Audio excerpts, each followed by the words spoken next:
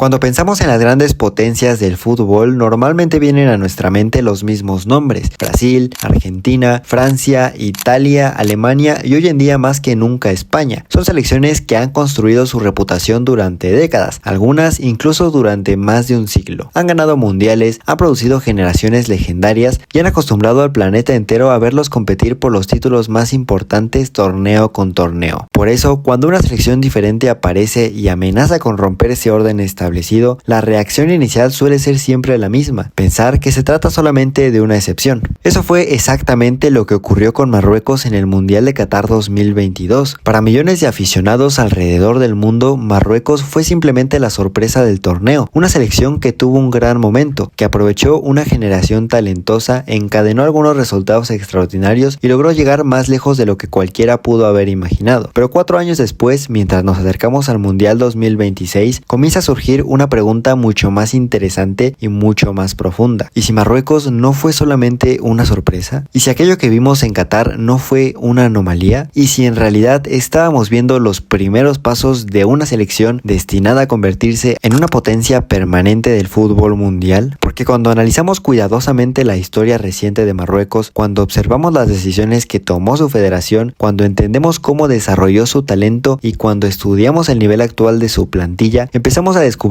algo inquietante para las selecciones del planeta. Marruecos ya no es un equipo que participa para aprender, ya no es un equipo que celebra simplemente clasificar, ya no es un equipo que se conforma con competir. Marruecos está entrando en una nueva etapa. Y si las cosas continúan evolucionando en la dirección en la que lo han hecho durante los últimos años, el Mundial 2026 podría convertirse en el escenario donde el resto del mundo finalmente comprenda que el fútbol ha cambiado para siempre. Para entender por qué, tenemos que regresar mucho antes de Qatar, mucho antes de Hakimi, mucho antes de esas famosas semifinales, mucho antes de que el planeta entero aprendiera a respetar a esta selección. Tenemos que regresar a una época en la que Marruecos representaba algo completamente diferente. Durante décadas, Marruecos fue considerada una selección respetable dentro del continente africano. Tenía buenos jugadores, participaciones mundialistas ocasionales y momentos destacados, pero rara vez solía aparecer en las conversaciones sobre los mejores equipos del mundo. Su historia estaba llena de destellos prometedores que terminaban apagándose antes de alcanzar algo verdaderamente histórico. Sin embargo, incluso en aquellos años existían señales de que el potencial estaba ahí. En el año 1986, en el Mundial del mismo, Marruecos se convirtió en la primera selección africana en terminar líder de su grupo en una Copa del Mundo. Aquello fue revolucionario para la época, algo que no muchas personas saben. Era una demostración de que las selecciones africanas podían competir de igual a igual contra equipos europeos e incluso contra equipos sudamericanos. Pero aunque el logro fue histórico, el fútbol mundial todavía estaba lejos de tomarse completamente en serio a África como una fuente constante de candidatos al título. Las décadas siguientes fueron una mezcla de avances y retrocesos. Marruecos producía buenos futbolistas, lograba algunas actuaciones destacadas y luego volvía a desaparecer del primer plano internacional. Mientras tanto, otros países comenzaban a construir proyectos mucho más agresivos de desarrollo. Y fue precisamente observando esa realidad cuando Marruecos tomó una de las decisiones más importantes de toda su historia deportiva. Entendió algo que cambiaría su futuro. Entendió que el talento marroquí no se encontraba únicamente dentro de sus fronteras. Millones de personas de origen marroquí vivían en Europa, Francia, Bélgica o incluso en España. Y todas estas naciones albergaban enormes comunidades marroquíes. Miles de niños crecían ahí, formándose dentro de algunas de las academias más avanzadas del planeta. Técnicamente seguían siendo raíces marroquíes, pero durante años terminaban representando a otras selecciones. La federación decidió que esto tenía que cambiar. Lo que siguió fue una transformación silenciosa que pasó prácticamente desapercibida para el resto del mundo. Mientras los medios se concentraban en Francia, Brasil o Argentina, Marruecos comenzó a construir relaciones con jóvenes talentosos repartidos por toda Europa. Empezó a presentarles un proyecto. No les estaba ofreciendo simplemente una camiseta, les estaba ofreciendo la oportunidad de formar parte de algo histórico, y poco a poco comenzaron a llegar. El resultado de esa estrategia es visible el día de hoy. Porque cuando observamos la plantilla actual de Marruecos, descubrimos algo extraordinario. Muchos de sus mejores futbolistas crecieron en entornos de élite, fueron desarrollados bajo metodologías europeas, aprendieron en academias acostumbradas a producir jugadores de clase mundial. Sin embargo, decidieron representar a Marruecos. Ese fenómeno cambió por completo el techo competitivo de la selección. De repente, Marruecos ya no dependía únicamente de producir talento local, tenía acceso a una reserva de jugadores mucho más amplia que la mayoría de los países de tamaño similar. Y mientras esa estrategia estrategia daba resultados, ocurrió algo más. La federación decidió invertir agresivamente en infraestructura, centros de entretenimiento, desarrollo juvenil, capacitación de talento y formación de entrenadores. Durante años, estos avances pasaron desapercibidos porque no producían titulares espectaculares, no aparecían en los resúmenes deportivos y no se convertían en tendencias virales enseguida, pero estaban construyendo los cimientos de algo mucho más grande. Y entonces, ahora sí, llegó Qatar. Cuando Marruecos aterrizó en aquel mundial, las expectativas eran moderadas. La mayoría de los analistas consideraba que superar la fase de grupos sería un éxito razonable. Después de todo, compartían grupo con Croacia, vigente subcampeona del mundo apenas en 2018, y también con Bélgica, considerada por muchos una de las selecciones más talentosas de toda la década. Lo lógico era pensar que Marruecos lucharía por sobrevivir, y lo que ocurrió fue exactamente lo contrario. Desde el primer partido comenzó a transmitir una sensación extraña. No parecía una selección inferior, no parecía para nada intimidada, no parecía impresionada por los nombres que tenía enfrente. De hecho, parecía preparada, y esa diferencia resultó decisiva. Terminó liderando su grupo, luego eliminó a España en la tanda de penaltis, después eliminó a la Portugal de Cristiano Ronaldo, y aquí es donde debemos detenernos, porque este punto suele analizarse de forma incorrecta. Muchas personas recuerdan los resultados, pero muy pocas recuerdan la manera. Marruecos no eliminó a esos equipos mediante un fútbol caótico o desesperado, no sobrevivió gracias a una cadena de milagros, lo hizo mediante una organización táctica increíble y una disciplina colectiva que aparte tenía una claridad estratégica extraordinaria. Contra España entendió perfectamente qué partido debía jugar, sabía que era imposible competir en posición, sabía que intentar dominar el balón sería un error, así que convirtió el encuentro en una batalla de paciencia, permitió que España circulara la pelota lejos de las zonas peligrosas y cerró sistemáticamente los espacios más importantes. El resultado fue devastador. España tuvo el balón, pero Marruecos tuvo el control. Y cuando llegaron los penales, la confianza ya estaba totalmente del lado africano. Contra Portugal ocurrió algo parecido. Mientras el mundo observaba a Cristiano Ronaldo y una generación portuguesa llena de talento ofensivo, Marruecos ejecutó otro plan brillante. No intentó ser algo que no era, simplemente explotó sus fortalezas. Ese detalle es fundamental porque revela algo que las grandes potencias comprendieron inmediatamente. Marruecos no era solamente talentoso, era extremadamente difícil de derrotar, y existe una enorme diferencia entre ambas cosas. A lo largo de la historia hemos visto selecciones llenas de talento fracasar repentinamente en los más grandes torneos. Lo que convierte a un equipo en candidato no es únicamente la calidad de sus jugadores, es su capacidad para competir bajo presión. Y Marruecos ya demostró que posee esa capacidad, y además que la posee de una manera extraordinaria. Y eso nos lleva de vuelta al presente, porque la versión de Marruecos que veremos en 2026 podría ser incluso más peligrosa que la del 2022. Muchos de los futbolistas que sorprendieron al mundo en Qatar llegarán ahora con mucha más experiencia, habrán disputado más partidos de élite, habrán enfrentado escenarios más gigantes, habrán madurado muchísimo más como profesionales. Achraf Hakimi seguirá siendo una de las referencias del proyecto. Su velocidad, liderazgo y experiencia en la élite europea lo convierten en uno de los jugadores más importantes de toda África. Brahim Díaz aporta algo a Marruecos que históricamente no siempre tuvo en abundancia: creatividad ofensiva y capacidad de decidir partidos cerrados. Y detrás de ellos continúa apareciendo una nueva generación de futbolistas que creció observando la campaña de Qatar y entendiendo algo que generaciones anteriores nunca pudieron experimentar: que llegar lejos en un mundial no es un sueño imposible, es un objetivo real. Ese cambio psicológico puede ser tan importante como cualquier aspecto táctico, porque durante décadas las selecciones africanas competían con el deseo de sorprender, y Marruecos competirá con la convicción de que pertenece a la élite. Y esa diferencia cambia absolutamente todo. Por supuesto, todavía existen obstáculos. Marruecos no posee la profundidad de Francia, tal vez no posee la cantidad de estrellas que Inglaterra, y tal vez tampoco contiene la tradición mundialista de Brasil. Sería exagerado colocarlo entre los máximos favoritos al título, pero quizá esa sea precisamente la razón por la que resulte tan peligrosa selección, porque gracias a lo antes mencionado seguirá llegando al torneo sin la presión que acompaña a las grandes potencias. Mientras Francia cargará con la obligación de ganar, Inglaterra soportará las expectativas de millones de aficionados y Brasil intentará recuperar algo de la gloria perdida, Marruecos tendrá algo diferente, tendrá libertad. Y en los mundiales, la libertad puede convertirse en un arma extraordinaria. Imaginemos por un momento que supera nuevamente la fase de grupos. No es un escenario realmente descabellado, lo hizo en 2022 y posee argumentos para repetirlo. Imaginemos que después evita un cruce extremadamente complicado en octavos y de repente Marruecos llega a cuartos de final, y aquí es donde la historia comienza comienza a volverse interesante, porque cuando quedan únicamente 8 selecciones, las diferencias entre gigantes y aspirantes empieza a reducirse. Un penal, una expulsión, una lesión, un error defensivo, un momento de inspiración, todo puede cambiar el partido. Y Marruecos ya ha vivido ese escenario, ya sabe cómo es competir ahí, ya sabe cómo soportar esa presión, y eso significa que si vuelve a alcanzar las rondas decisivas, realmente no creo que nadie quiera enfrentarlo, ni Francia, ni España, ni Argentina, ni ninguna otra selección, porque todos ellos ya han visto de lo que es capaz esta selección cuando se encuentra en confianza. Y quizá esa sea la conclusión más importante de toda esta historia. El verdadero peligro de Marruecos ya no radica únicamente en sus jugadores, no radica únicamente en su táctica, no radica ni siquiera únicamente en su proyecto. El verdadero peligro es que cada año que pasa parece menos una sorpresa y más una potencia emergente. Y si esa tendencia continúa, el Mundial 2026 podría convertirse en el torneo donde el resto del planeta descubra que Marruecos ya no está intentando alcanzar a las grandes selecciones. De hecho, ahora está intentando unirse a ellas.